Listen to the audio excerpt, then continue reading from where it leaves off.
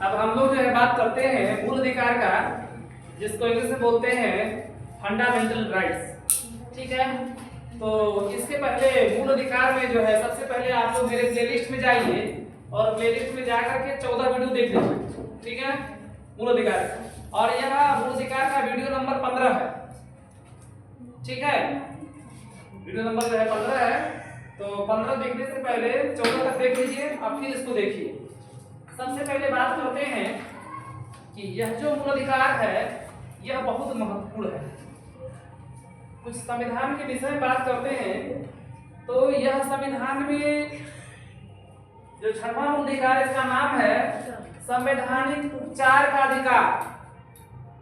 जिस प्रकार से कोई डॉक्टर जो होता है, अगर किसी को रोग हो जाएगा तो रोग का उपचार डॉक्टर करेगा, है ना। रोग का क्या करेगा? उपचार करेगा। रोग का उपचार करने के लिए तरह तरह की दवाइयों का प्रयोग करेगा। ठीक है, सुई का प्रयोग करेगा।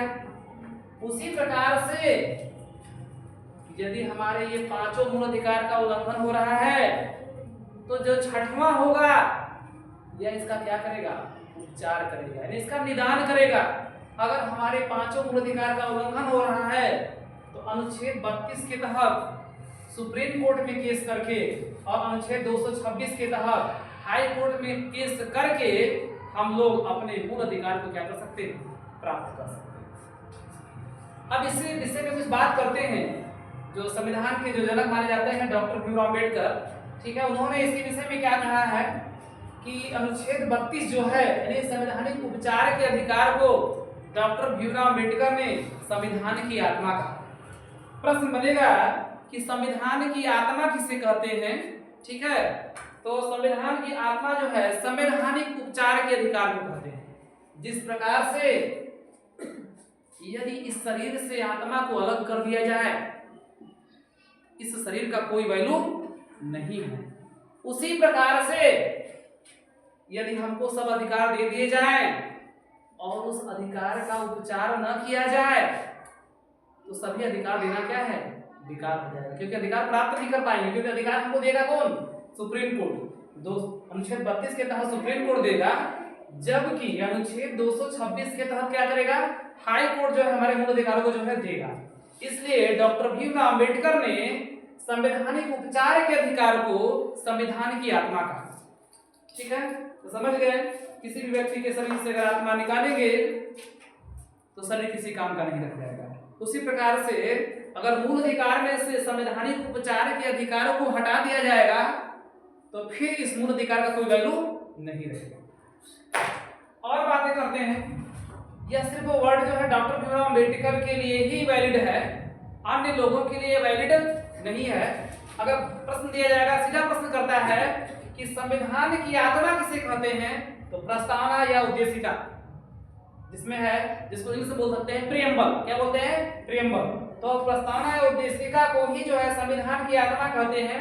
ठीक है, और अगर ये अन्य विद्वानों ने कहा है, लेकिन डॉक्टर भीमराव अम्बेडकर का जब नाम आएगा कि डॉक्टर भीमराव अम्बेडकर के अनुसार संविधान की आत्मा किसे कहते हैं, तो संवैधानिक उपचार के अधिकार को संविधान की आत्मा कहते हैं।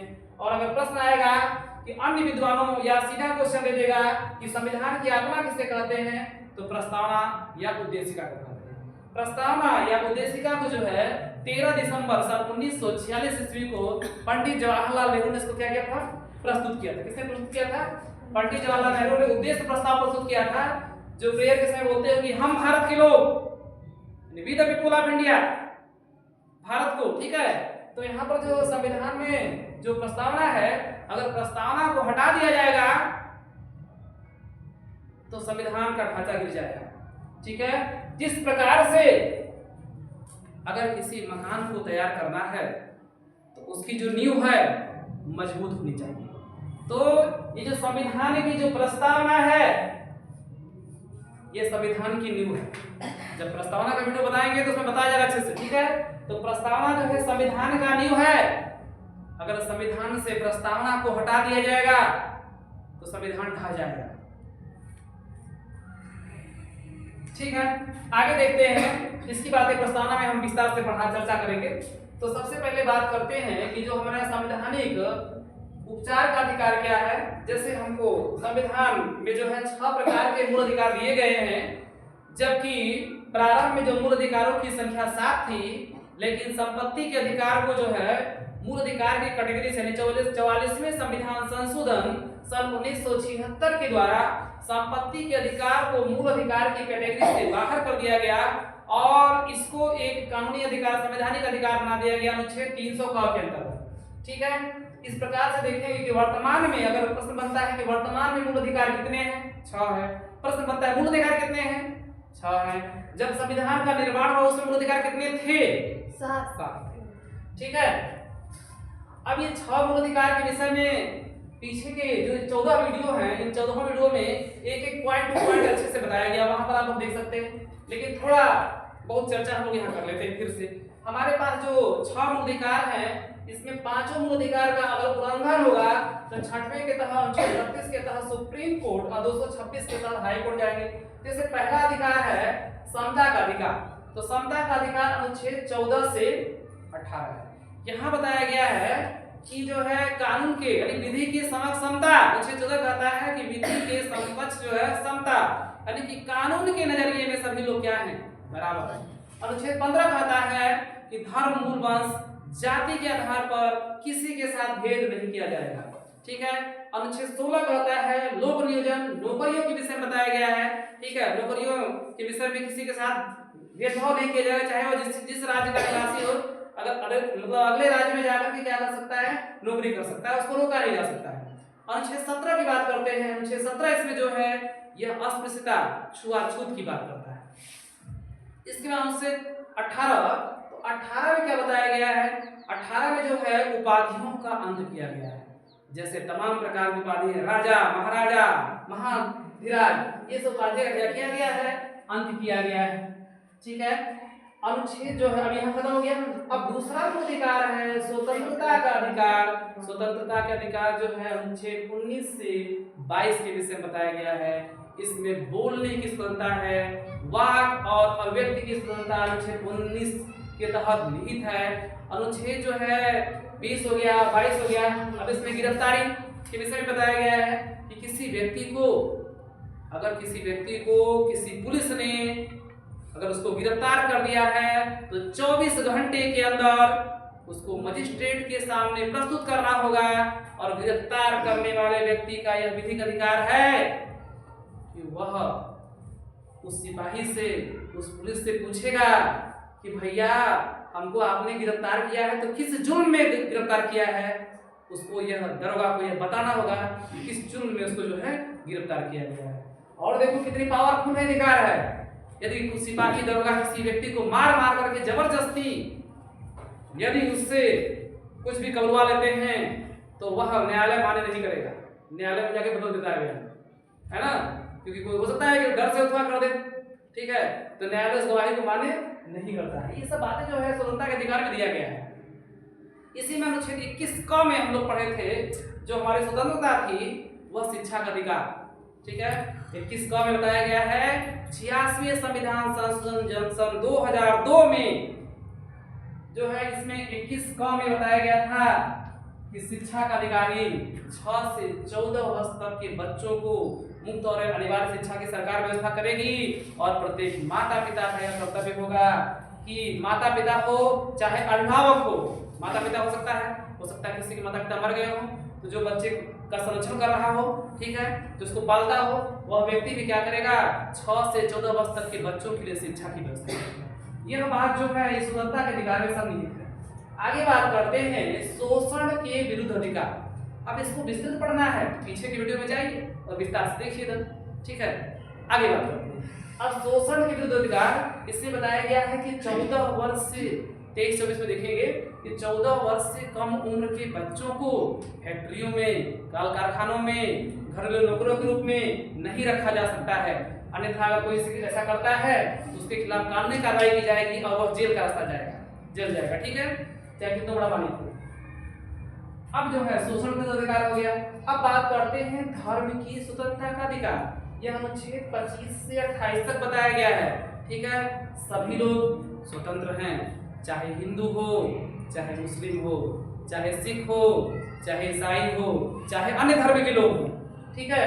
तो सभी धर्म के लोग अपने अपने धार्मिक परंपराओं के अनुसार अपने अपने त्योहार को मनाने की क्या है, पूरी आजादी है। जैसे हिंदू हैं तो अपना दिवाली, दशहरा, होली, ठीक है, इसको शांतिपूर्ण ढंग से सिस्टम से इसको मना सकते हैं, ठीक है। आगे बात करते हैं मुस्लिम वर्ग लोग हैं तो अपना ईद हुआ, ईद में सेवैया खाएं, बकरीद हुआ, है ना, इसके बाद ईद हुआ, बकरीद हुआ, ये सब जो त्योहार है उसको अच्छे तरह से मना सकते हैं। इसके बाद अब जो है आगे बात करेंगे संस्कृति और शिक्षा संबंधी अधिकार। इसमें अल्पसंख्यक वर्ग के जो शिक्षा है, शिक्षा संस्थान खोलने, उसको संरक्षित करने, अपने भाषा को बनाए रखने, ठीक है, तमाम प्रकार के इसका बहुसंख्यक के लिए भी दिया गया है। ये सब अधिकार जो है संस्कृति और शिक्षा संबंधी अधिकार में अनुच्छेद 29 से 30 तक दिया गया है। तो आप लोग समझ गए होंगे कि अगर इन अधिकारों का उल्लंघन होता है, पांचों मूल अधिकार का, जैसे चाहे समता का अधिकार हो, चाहे स्वतंत्रता का अधिकार हो, चाहे शोषण के विरुद्ध अधिकार हो, चाहे धर्म की स्वतंत्रता का अधिकार हो, चाहे संस्कृति और शिक्षा संबंधी अधिकार हो, अगर इन पांचों मूल अधिकार का उल्लंघन होता है तो अनुच्छेद 32 के तहत सुप्रीम कोर्ट जा सकते हैं और अनुच्छेद 226 के तहत हाई कोर्ट जाकर के इसका उपचार प्राप्त कर सकते हैं। जिस प्रकार से अगर किसी को टीबी रोग हो गया है तो टीबी रोग के अच्छे डॉक्टर के पास जाकर के दवा खा करके अपने रोग से जो है निजात पा सकता है, उसी प्रकार से जो है अगर उसके इस मूल अधिकारों का उल्लंघन हो रहा है तो इसका उपचार करने के लिए सुप्रीम कोर्ट बैठा हुआ है। सभी कोर्ट का ये बाप है सुप्रीम कोर्ट, और न्यायालय स्वतंत्र है। यह जो है प्रधानमंत्री या मुख्यमंत्री किसी का अधीन नहीं है। सुप्रीम कोर्ट के अन्य नाम देख सकते हैं। सुप्रीम कोर्ट को और क्या क्या कर सकते हैं इसकी बात करते हैं। तो सुप्रीम कोर्ट को हम लोग बोल सकते हैं सर्वोच्च न्यायालय, क्योंकि सबका नाम याद होना जरूरी है, सर्वोच्च न्यायालय। इसके बाद सुप्रीम कोर्ट को और बोल सकते हैं हम लोग जो है उच्चतम न्यायालय, उच्चतम न्यायालय,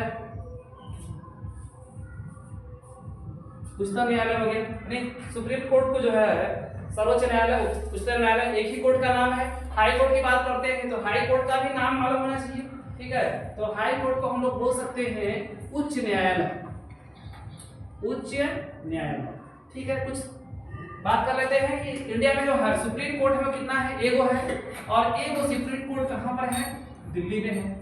और इंडिया में हाई कोर्ट की बात करते हैं तो पूरे भारत में 25 गो हाई कोर्ट है, प्रत्येक राज्यों में हाई कोर्ट होते हैं। और यह भी होता है कि एक या एक से अधिक, ठीक है, एक या एक से अधिक या दो से अधिक राज्यों के हाई कोर्ट क्या हो सकते हैं, एक हो सकते हैं। जैसे गुवाहाटी हाई कोर्ट, ये जो पूर्वोत्तर 7 राज्य हैं, असम है, मेघालय है, त्रिपुरा है इत्यादि, इन सभी राज्यों की जो हाई कोर्ट है वो गुवाहाटी है। जैसे पंजाब और पंजाब और हरियाणा का जो हाई कोर्ट है वो कहाँ है, चंडीगढ़ में, ठीक है।